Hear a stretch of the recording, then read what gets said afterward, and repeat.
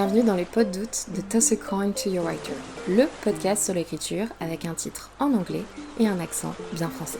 Je m'appelle Maëva Catalano, je suis autrice de romans et podcasteuse.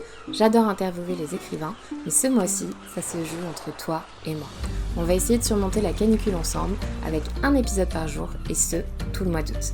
Prépare tes lunettes, ta casquette, ta crème solaire et ton ventilo. On va parler de tout et de rien, mais surtout de lecture et d'écriture. Bonne écoute!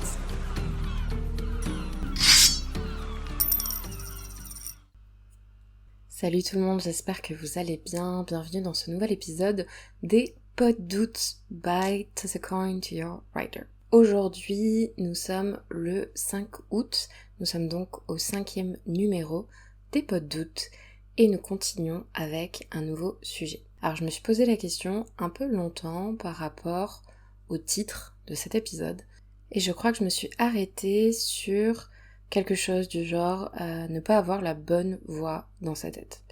Alors, en lisant le titre, je suis sûre que certains ou certaines d'entre vous se sont dit « Ok, ça y est, Maëva, elle a craqué complet. De quoi elle va nous parler? C'est quoi cette histoire de voix? Et surtout, c'est quoi le rapport avec la choucroute? Pourquoi elle nous parle de voix dans sa tête, dans son cerveau? Alors que bon, de base, on est venu là, ici, pour écouter...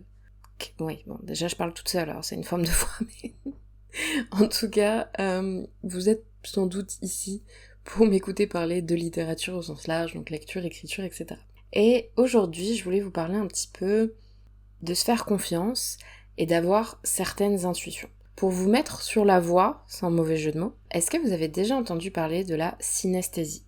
Si oui ou non, d'ailleurs, pour une présentation assez rapide, c'est le fait de voir des choses dans son cerveau, donc par exemple des couleurs ou des mouvements ou des nombres. Il y a plein d'autres façons. Mais par exemple, si vous écoutez une musique dans votre cerveau, il se peut que ça fasse un petit peu comme le lecteur Windows, vous savez, à l'ancienne avec les vagues, etc. Je sais que certaines personnes aussi associent des couleurs qu'ils voient dans leur esprit par rapport à des prénoms ou à des mots, tout court. Donc après, il y a plein de représentations et c'est un phénomène neurologique tout simplement. Et je crois que oui, ça existe pour la musique, ça existe pour les maths, ça existe pour plein d'autres choses. Et aujourd'hui, j'aimerais parler plutôt du concept de voix et de percevoir des voix. Alors je parle pas de votre petite voix à vous, dans votre tête, on va pas parler de confiance en soi et compagnie, bien que j'ai l'impression qu'il y a des personnes qui ne considèrent pas que leur petite voix dans leur tête, c'est une petite voix. Donc je ne sais pas, d'ailleurs, dites-moi, vous, quand vous lisez, par exemple, parce que je sais que c'est différent d'une personne à une autre, est-ce que juste vous lisez, et entre guillemets c'est le silence dans votre tête, et vous comprenez les mots, et voilà, l'information elle est transmise et traduite, ou vous avez votre voix dans votre tête qui lit les mots pour vous. Vous voyez ce que je veux dire? Alors, je crois que ça dépend aussi des gens, d'un point de vue tout ce qui est anxiété. Je sais qu'il y a des gens qui peuvent aller au dodo le soir et juste dire bon bah voilà, ma voix elle se tait, je ferme mon cerveau et je dors. Moi ça marche pas comme ça. Moi j'ai un vinyle, un disque rayé et 40 000 onglets ouverts dans mon esprit. Et des fois c'est comme s'il y avait une vidéo YouTube mais je sais pas sur quel onglet c'est, donc je cherche parmi les onglets pour essayer de les fermer. Et aujourd'hui je voulais transposer ça un petit peu au livre parce qu'on me pose la question parfois, notamment par rapport à mes romances, pourquoi certaines sont avec un point de vue et d'autres sont avec 2 points de vue ou plus d'ailleurs. Eh bien, je ne sais pas, voilà, c'est juste comme ça, j'entends les voix de mes personnages, merci, au revoir, merci de m'avoir écouté, à demain pour le nouvel épisode. En vrai de vrai, je pourrais m'arrêter ici, mais je vais essayer de d'étendre un petit peu plus. J'ai déjà fait des romans, sans bien me questionner, mais mes premiers romans, ma première saga, est une saga, donc la saga Angel Heart, avec Lionheart, Pantherheart et Tigerheart, qui est de l'urban fantasy, du fantastique. L'héroïne principale, Angèle, c'est avec un jeu, a la majorité des points de vue, mais c'est quand même un roman choral, il me semble qu'on appelle ça comme ça, ou polyvoix, parce que il n'y a pas un seul point de vue, il y a tous les personnages principaux, donc la bande d'amis, qui sont 4-5, et parfois il y a des personnages qui prennent le relais pour avoir une sorte de point de vue extérieur. Donc ça arrive qu'il y ait un point de vue pour une seule personne et elle parle une fois dans toute la saga. Parce que je peux comprendre que ça soit un petit peu compliqué et que si on lit pas les prénoms au-dessus du chapitre, en tête de chapitre, on peut vite se perdre. Mais c'est un peu... je crois que c'est la seule fois où j'ai vraiment fait ça. Parce qu'après, si on remonte le fil rouge un peu de mes publications, j'avais écrit une dystopie qui n'est plus éditée actuellement, qui s'appelle Seven.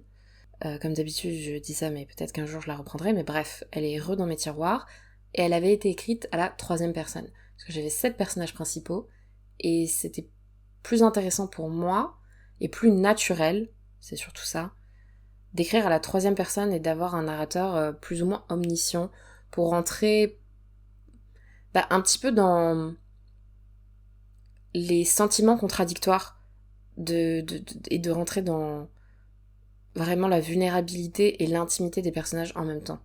Ce qui est difficile à faire quand on parle à la première personne et qu'on est dans la tête d'un seul personnage. Et ensuite, j'avais écrit un livre qui s'appelle Amichigan, pareil, qui est de retour dans mes tiroirs. Donc c'était une comédie romantique, chick lit, qui est que du point de vue de l'héroïne, Guyver.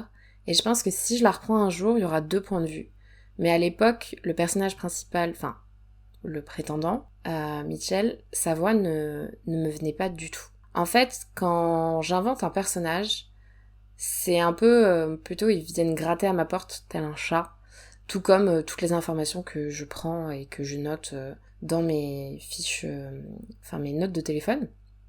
Et oui, je peux essayer d'aller tirer un petit peu plus des informations, etc. Mais pour moi, c'est je peux gratter tant qu'ils me laissent le faire. Est-ce que c'est logique ce que je suis en train de dire? Je suis pas sûre. Mais, ok, pour vous donner un exemple un peu plus concret, mes 2 dernières sorties, donc en romance, que ce soit Secret Love Song ou P.S. I Still Hate You, il n'y a qu'un seul point de vue. Et je sais que Secret Love Song, j'en avais discuté avec des lecteurs, lectrices, certains avaient été un peu déçus, parce qu'elles voulaient le point de vue de Ben.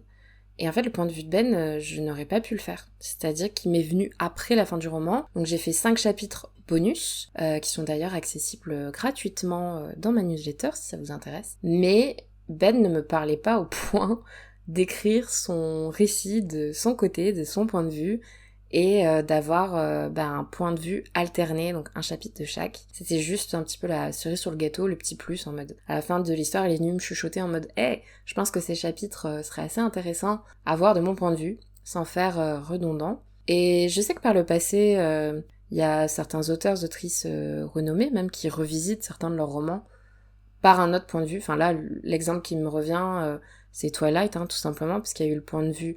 Alors, celui d'Edward devait sortir, mais si, il est sorti maintenant, je crois. Oui, des années après. Et pour P.S. I Still Hate You, c'est la même chose. Je pense aussi que mes personnages principaux sont très différents. Ils ont 15 ans de différence. Et je pense que je ne pouvais pas m'imaginer dans la tête d'un homme de 40 ans. Et pourtant, avec tout ça, pour mon manuscrit actuel, La théorie des baguettes, c'est la voix de Tommy qui m'est venue en premier. Il me semble, En tout cas, le premier chapitre est c'est du point de vue de Teresa. Et pourtant, le point de vue de Tommy est limite plus facile pour moi. Et je pense que ça vient de leur personnalité. Quand je parle, là, je me questionne. Parce qu'en fait, je saurais pas vous expliquer, c'est pas une science, vous dire exactement pourquoi, si ce n'est que la voix me vient ou me vient pas. Voilà, c'est soit A ou B, malheureusement. Mais pourquoi il y a des héros qui viennent et me soufflent des idées. Je parle point de vue masculin parce que c'est vrai qu'en romance, c'est très très très rare de voir une romance que du point de vue masculin. J'en ai vu passer qu'un ou 2 en vrai. C'est souvent soit que féminin, parce que dont j'ai pu faire l'expérience moi-même, en tant que lectrice et en autrice, soit point de vue alterné, qui a beaucoup la cote en ce moment, d'autant plus avec tout ce qui est romance universitaire, romance... campus, etc. J'ai l'impression que c'est vraiment un marqueur de tout ce qui est le mouvement New Adult. Alors qu'à l'époque, quand on avait des points de vue, c'était exclusivement féminin, que ce soit de l'urban fantasy avec de la romance, ou la romantasy, j'allais dire l'ancêtre, mais on va éviter quand même, ou même historique, mais quoi qu'historique, c'est plutôt 3e personne. Ouais, voilà. Je sais pas si ça répond vraiment à la question. Je voulais juste dire que parfois les personnages me viennent, parfois non. Tout comme en fait, il y a des personnages secondaires qui sont ultra intéressants, mais peut-être pas au point d'avoir un spin-off, ou en tout cas, ils soufflent pas assez d'idées à l'auteur-l'autrice, je parle pas de moi à la troisième personne, hein. Je fais une généralité, pour écrire un spin-off, donc une suite, un préquel, peu importe, un tome compagnon sur ce personnage. Et au contraire, j'ai parfois des nouvelles idées de sagas qui vont me prendre beaucoup de temps à écrire parce que j'ai des idées pour 4 tomes ou plus avec des personnages très forts et des voix très fortes. Là, je pense à 2 sagas. Il y en a une, je vais dire, on va donner 2 noms de code pour les délimiter un peu sans trop vous en dire, pour pas trop teaser parce que j'apprends de mes erreurs.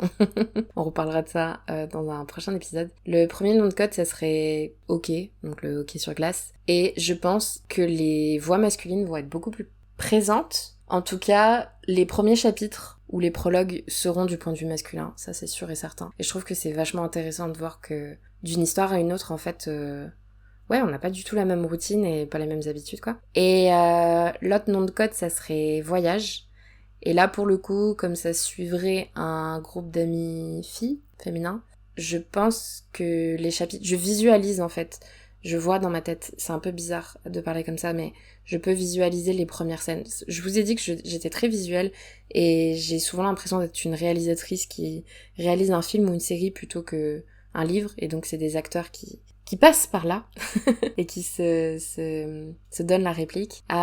Cette saga-là, ça sera bien évidemment avec des voix féminines très fortes, mais j'ai énormément de scènes déjà notées avec le point de vue masculin. Et encore une fois, un peu mystère. Je sais pas si ça fait sens, en tout cas, si vous voulez rebondir sur quelque chose que j'ai dit, si ça vous paraît logique, ou au contraire si c'est très confus, dites-le moi, parce que pour ces, j'allais dire podmas, pour ces pods d'août, ces épisodes, ces mini-épisodes d'été, j'y vais sans filet.